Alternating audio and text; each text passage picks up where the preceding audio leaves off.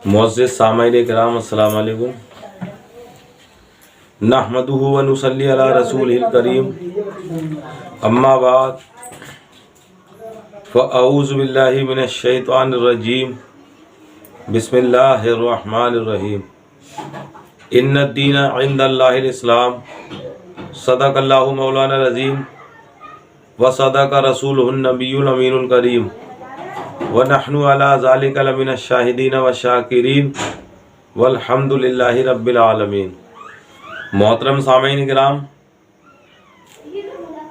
जैसा कि अल्लाह ताला ने कुरान पाक में फरमाया कि दीन बेशक अल्लाह के नज़दीक सिर्फ इस्लाम ही है, इसी आयत के तहत हम आप हजरात के सामने सवाल नंबर 10, 11 और 12 पेश करेंगे और उनके जवाब। सवाल नंबर 10 है, दूध पीते बच्चे का पेशाब पाक है या नापाक? तो जवाब मुलाहिजा फरमाइए। कुछ लोग समझते हैं कि दूध पीते बच्चे का पेशाब पाक है, हालांकि ऐसा नहीं है। इंसान का पेशाब मुतलकन नापाक है, ख्वाह वो दूध पीते बच्चों का हो या बड़ों का हो। मुखलिसन फतावा रज़विया जिल्द 2 सफ़ा नंबर 146। सवाल नंबर 11 है, हलाल जानवरों के पेशाब की चींटों का क्या हुक्म है? जवाब मुलाहिजा फरमाइए। बहुत लोग हलाल जानवरों के पेशाब की चींटें अगर बदन या कपड़े पर लग जाएं तो वो खुद को नापाक ख्याल कर लेते हैं, यहाँ तक कि धोने या कपड़ा बदलने का मौका न मिले तो नमाज छोड़ देते हैं। आला हजरत रज़ी अल्लाह ताला अन्हु इरशाद फरमाते हैं, भैंस का गोबर पेशाब निजासत खफीफा है जब तक चहारुम कपड़ा ना भर जाए या मुतफर्रिक पड़ी हों कि जमा करने से चहारुम कपड़े की मिकदार हो जाए। कपड़े को निजासत का हुक्म ना देंगे और उससे नमाज जायज़ होगी, और बिलफर्ज उससे जायद भी धब्बे हों और धोने से सच्ची मजबूरी यानी हर्ज शदीद हो तो नमाज जायज़ है। फतावा रज़विया जिल्द 2 सफ़ा नंबर 146। हदीस शरीफ में है, रसूल अल्लाह सल्लल्लाहु अलैहि वसल्लम ने फरमाया, मा उकिला लहमहु फला बासा बिबौलिही, जिसका गोश्त खाया जाता है उसके पेशाब में ज़्यादा हर्ज नहीं, यानी उसका पेशाब ज़्यादा सख्त नापाक नहीं है। मिशकात शरीफ बाबुत ततहीरुन निजासा सफ़ा नंबर 53। खुलासा ये है कि हलाल जानवर मसलन भैंस और भैंस की जिन्स जैसे जानवर कि जिनकी कुर्बानी की जाती है और उसमें 7 हिस्से डाले जाते हैं, इसी तरीके से बकरी और बकरी की जिन्स जैसे जानवर कि जिनकी कुर्बानी की जाती है और उसका एक ही हिस्सा होता है, उनका पेशाब पाखाना निजासत खफीफा है, यानी हल्की निजासत है। कपड़े या बदन के किसी उज़्व का जब तक चौथाई हिस्सा उसमें मुलव्विस ना हो नमाज पढ़ी जा सकती है। और मामूली चींटें जो आमतौर पर किसानों के कपड़ों और बदन पर आ जाती हैं, जिनसे बचना निहायत मुश्किल है, उनके साथ तो बिला कराहत नमाज जायज़ है। और नमाज छोड़ने का हुक्म तो किसी सूरत में नहीं, ख्वाह मजबूरी की हालत में निजासत कैसी ही और कितनी ही हो और धोने और बदलने की कोई सूरत ना हो तो यूं ही नमाज पढ़ी जाएगी। कपड़े ना हो तो बरहना बदन नमाज पढ़ी जाएगी। अलबत्ता जब मौका मिले और उस निजासत को धोने का टाइम मिल जाए या जगह मिल जाए या अपने घर पहुंचकर या तो वो गंदगी धोकर या फिर दूसरे कपड़े बदलकर उस नमाज को दोहराया ज़रूर जाएगा। ये जो जाहिल लोग मामूली बातों पर कह देते हैं कि ऐसी नमाज पढ़ने से तो ना पढ़ना अच्छा یہ ان کی جہالت اور گمراہی ہے۔ صحیح بات یہ ہے کہ مجبوری کی حالت میں نماز چھوڑنے سے ہر طرح نماز پڑھنا اچھا ہے۔ پرندوں کی بیٹ یعنی پیشاب پاخانے کا مسئلہ۔ جو پرندے اونچے نہیں اڑتے، زمین پر رہتے ہیں، جیسے مرغی، بطخ، ان کی بیٹ یعنی پاخانہ انسان کے پاخانے اور پیشاب کی طرح نجاست غلیظہ ہے، یعنی سخت نجاست۔ اور جو پرندے اوپر اڑتے ہیں ان میں جو حلال ہیں ان کی بیٹ پاک ہے، جیسے کبوتر، فاختہ، مرغابی، مینا، گھریلو چڑیا، گلگچیا وغیرہ۔ اور جو پرندے حرام ہیں جیسے کوا، چیل، شکرا، باز، ان کی بیٹ نجاست خفیفہ ہے، اس کا وہی حکم ہے جو حلال جانوروں کے پیشاب کا ہے۔ میرے بھائیوں، میرے دوستوں، آپ حضرات نے ان تینوں مسئلوں کو سماعت فرمایا کہ پہلا مسئلہ تھا، اور یہ ہم نے اپنے گھر میں بھی دیکھا تھا اپنے بچپن میں، اسی طریقے سے ہم نے اپنے ننیہال میں دیکھا، اپنے کاس گنج میں دیکھا، اور لوگوں کے منہ بھی سنا ہے جو ہمارے کاس گنج کے اور پاس دیہاتوں میں رہتے ہیں، کہ اگر چھوٹا بچہ پیشاب کرتے تو کہتے ہیں کہ ارے چھوٹے بچے کا پیشاب تو پاک ہے۔ ایسا بالکل بھی ہرگز نہیں ہے۔ جس طریقے سے بڑے انسان کا پیشاب ناپاک ہے، ایسے ہی بچے کا بھی ناپاک ہے۔ اور اگر بالفرض کے مان لیا جائے کہ وہ پاک ہے، تو میرے بھائیوں، میرے دوستوں، کیا جو لوگ اس چھوٹے بچے کے پیشاب کو پاک بتاتے ہیں، کیا اگر اس پیشاب کا ایک آدھ قطرہ یا بوند یا چھینٹ کسی کے کھانے یا پینے میں گر جائے تو بتائیے کیا وہ اس کھانے کو کھا سکتے ہیں؟ ہرگز نہیں کھا سکتے۔ اسی طریقے سے دوسرا مسئلہ آیا کہ حلال جانوروں کی پیشاب کی شیٹوں کا کیا حکم ہے۔ جہاں پر ناپاکی کا حکم ہے وہاں پر لوگ پاکی سمجھ لیتے ہیں، یعنی چھوٹے بچے کا پیشاب، اور جہاں پر پاکی کا حکم ہے اس کو لوگ ناپاک سمجھ لیتے ہیں، اور ذرا سی بات پر اپنی نمازیں چھوڑ دیتے ہیں۔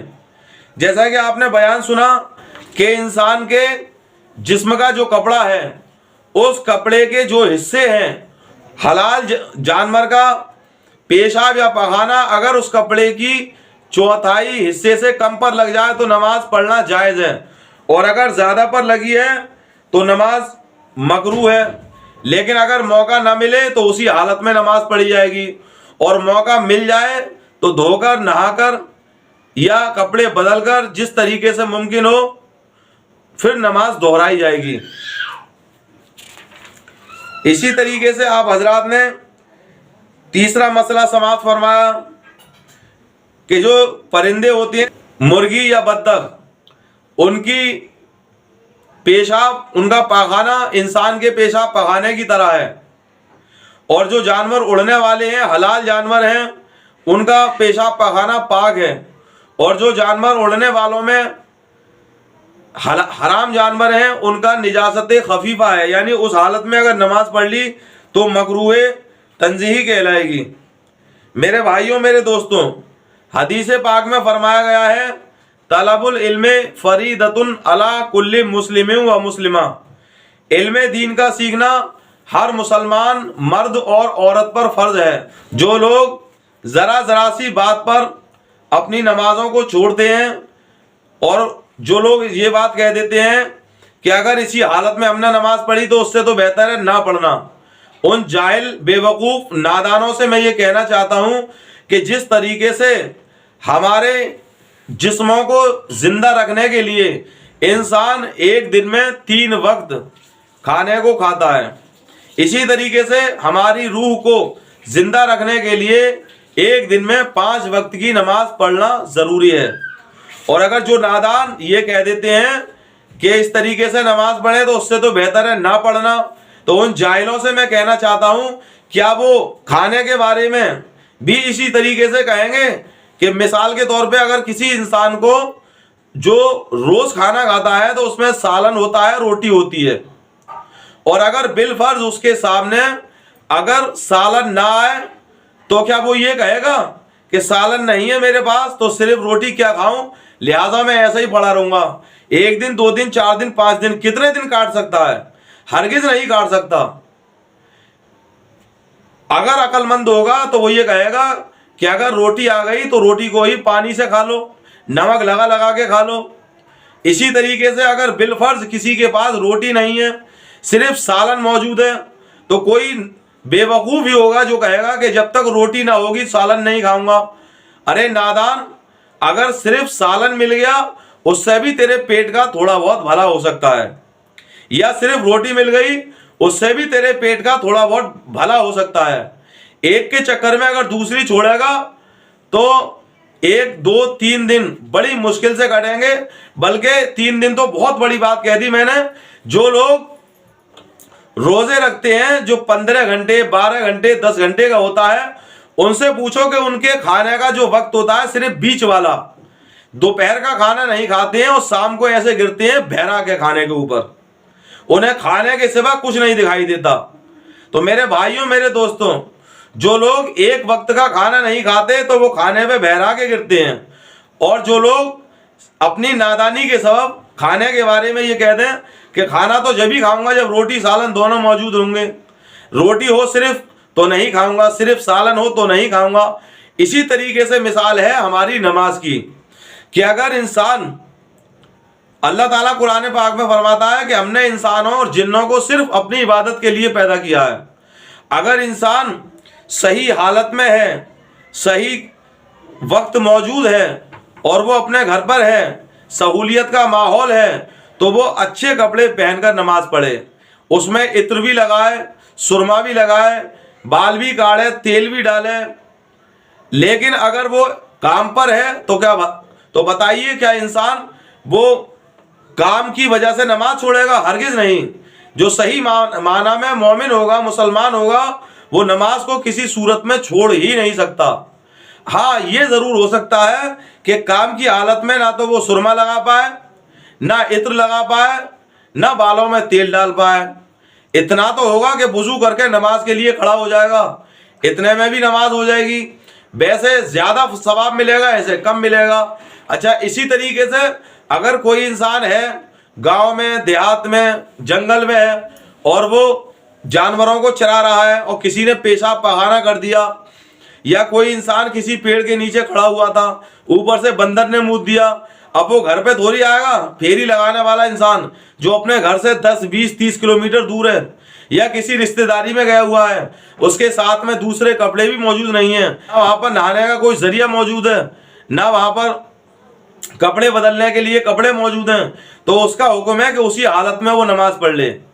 کیونکہ اگر وہ نماز چھوڑتا ہے تو وہ اللہ تعالیٰ کی بارگاہ میں گنہگار ہوگا, اور اگر نماز اسی حالت میں پڑھ دے گا تو وہ اپنے فریضے سے بری الذمہ ہو جائے گا. میرے بھائیوں میرے دوستوں, نماز کسی صورت میں بھی معاف نہیں ہے.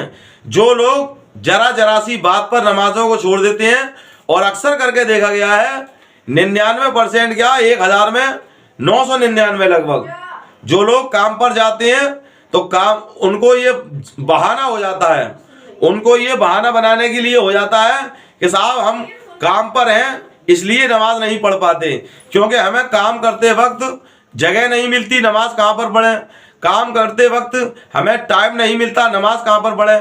تو میں ان نادانوں سے اور بھولے والے مسلمانوں سے کہنا چاہتا ہوں کہ تم شیطان کے جال میں پھنس چکے ہو, شیطان نے تمہیں بری طرح سے جکڑ رکھا ہے.